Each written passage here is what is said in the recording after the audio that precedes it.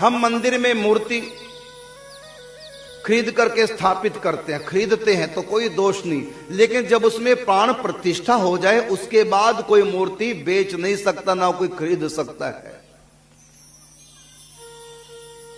यदि किसी से सेवा नहीं हो रही है तो दूसरे को ऐसी दे दे पैसे लेकर, नहीं कि इतने में मैं मूर्ति बेच रहा हूं, फिर वो मूर्ति नहीं रही।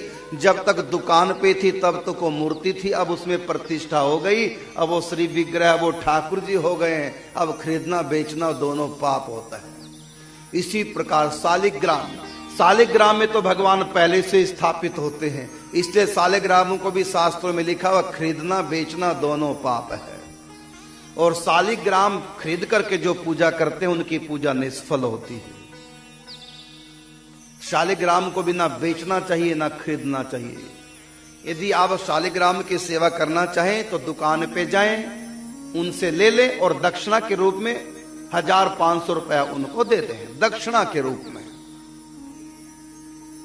कीमत मोल भाव ना करो कि ये शालिग्राम जी कितने के हैं, ये तो अनंत इनकी कीमत है। भगवान है, भगवती वृंदा तुलसी की कृपा से हम लोगों के लिए सुलभ हुए हैं शालिग्राम। इनमें प्राण प्रतिष्ठा करने की आवश्यकता नहीं, स्वयं भगवान प्रतिष्ठित होते हैं, इसलिए इनको खरीदना और बेचना नहीं चाहिए। यदि किसी ने शालिग्राम भगवान खरीदे हों तो अब तक की गई उनकी पूजा निष्फल है। अब क्या करें? अब ऐसा करें कि शालिग्राम जी को मंदिर में दे दो या किसी संत को दे दो, उसके बाद उनके हाथों से फिर ले लो, उसके बाद फिर पूजा करो।